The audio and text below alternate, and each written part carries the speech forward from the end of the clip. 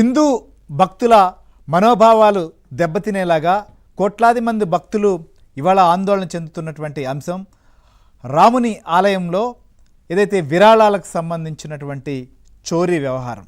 ఇది యావత్ ప్రపంచంలో ఉన్నటువంటి హిందువులందరినీ కలించివేస్తున్నటువంటి అంశం. కొన్ని శతాబ్దాల పాటు రగడ జరిగి పోరాడి అనేక రకాలైనటువంటి పోరాటాల ఫలితంగా అటు ప్రత్యక్ష పోరాటాలే కాదు న్యాయపరమైనటువంటి పోరాటాలకు దశాబ్దాల పాటు చేసిన తర్వాత రామజన్మభూమి ట్రస్టుకు ఆ సుప్రీంకోర్టు ఆదేశాలతో ఏదైతే భూమిని అప్పగించడం, దీనికోసం ట్రస్ట్ ఏర్పాటు చేయడం, తర్వాత దీని నిర్మాణాన్ని 2024 జనవరిలో స్టార్ట్ చేసినటువంటి పరిస్థితిని మనం చూసాం. శరవేగంగా రామాలయ నిర్మాణం పూర్తయింది. కోట్లాది మంది భక్తులు ఇందులో భాగస్వాములయ్యారు.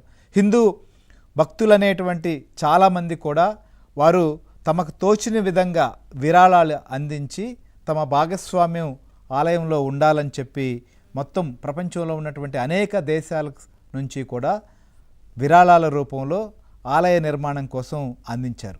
నిర్మాణమే కాదు, ఆ తర్వాత కూడా అక్కడికి వెళ్ళేటువంటి భక్తులు కావచ్చు, లేకపోతే ప్రత్యేకంగా కానుకలు సమర్పించాలనుకునేటువంటి వారు కూడా వివిధ రకాలైనటువంటి ఆభరణాలు కావచ్చు, అది బంగారు వెండి ఆభరణాలే కానీ లేకపోతే నగదు రూపంలో కావచ్చు, ఇతరత్ర అనేకం కూడా సమర్పించుకున్నటువంటి పరిస్థితి.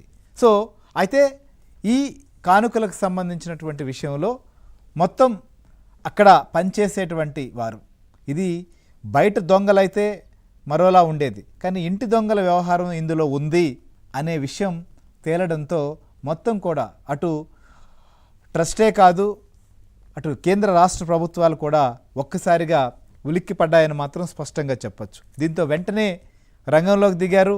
ముఖ్యంగా రామజన్మభూమి సంబంధించినటువంటి ట్రస్ట్ ఏదైతే ఉందో వ్యవహారం మొత్తం పైన పోలీసులకు కంప్లైంట్ చేయడం, వెంటనే రాష్ట్ర ప్రభుత్వం సిట్టు ఏర్పాటు చేసి విచారణ మొదలుపెట్టడం చకచకా సాగింది.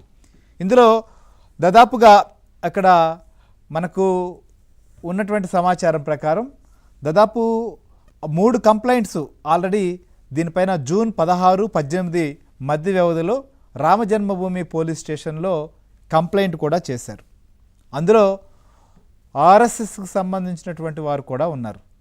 దీంట్లో ముఖ్యంగా చంపత్ రాయ్ కావచ్చు, దీనికి సంబంధించి కార్యదర్శిగా ఉన్నటువంటి చంపత్ రాయ్ కానీ అనిల్ మిశ్రా, వీళ్ళు నైతిక బాధ్యత వహిస్తూ రాజీనామా చేసినప్పటికీ చంపత్ రాయ్ మొదలుకొని కింద స్థాయిలో ఉన్నటువంటి సిబ్బంది వరకు వివిధ పేర్లను ప్రస్తావిస్తూ కూడా కంప్లైంట్ ఇచ్చినటువంటి పరిస్థితి. సో ఈ నేపథ్యంలోనే ఈ విషయంలో మొత్తం ఎవరి పాత్ర ఉంది, ఆ పాత్ర వెనకున్నటువంటి వ్యక్తులు ఎవరు అనేటువంటి మొత్తాన్ని కూడా కూఫీలాగుతున్నారు. అందులో భాగంగా అనేక నిర్ఘాంతపోయేటువంటి విషయాలు కూడా బయటకు వచ్చాయి. కొన్ని కానుకలను వారు వాష్రూమ్స్లో కూడా దాచిపెట్టి ఎవరికి అనుమానాలు రాకుండా అక్కడి నుంచి కూడా తరలించారు అనేటువంటి విషయాన్ని కూడా కొంత పోలీసుల ఎంక్వైరీలో బయటకు వచ్చినట్లుగా సమాచారం. అయితే ఒకవైపు ఇక్కడ పారదర్శకంగా ఉండాలి, భక్తుల మనోభావాలు దెబ్బతినకుండా చూడాలి, ఆ నమ్మకాన్ని నిలబెట్టాలి అనేటువంటి ప్రయత్నం ఒకవైపు జరుగుతుంది.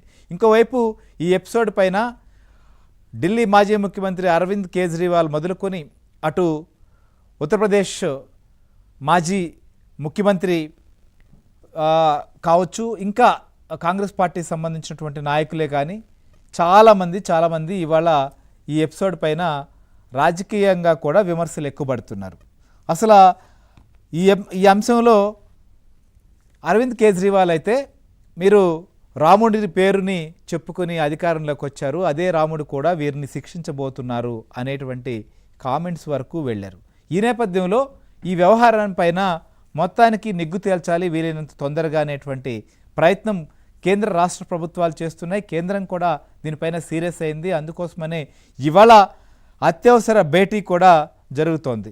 సో మొత్తం ఈ అత్యవసర భేటీకి సంబంధించినటువంటి విషయంలో చాలా కీలకమైనటువంటి నిర్ణయాలు తీసుకోబోతున్నారు అనేటువంటిది ముఖ్యంగా తెలుస్తుంది. రామజన్మభూమి ట్రస్ట్ సమావేశంలో గతంలో నైతిక బాధ్యత వహిస్తూ రాజీనామాలు చేసినటువంటి వారిని ఆమోదించడమా, లేకపోతే మరొకరిని వారి స్థానంలో ఏర్పాటు చేయడం, ఇలాంటి నిర్ణయాలు కూడా ఉండొచ్చు అనేటువంటిది జరుగుతున్నటువంటి చర్చ.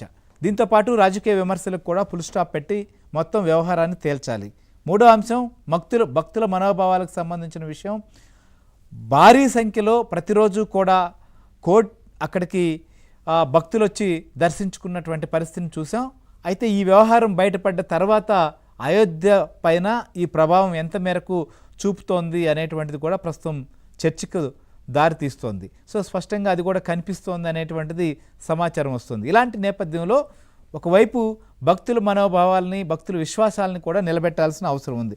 ఈ నేపథ్యంలో కేంద్ర రాష్ట్ర ప్రభుత్వాలు ఏం యోచిస్తున్నాయి, ఇవాళ ట్రస్ట్ సంబంధించిన విషయంలో ఏం నిర్ణయం తీసుకోబోతోంది, అత్యవసర భేటీలో కేంద్ర రాష్ట్ర ప్రభుత్వాలకు సంబంధించినటువంటి అధికారులు కూడా ఉండే అవకాశం ఉంది ఈ భేటీలో.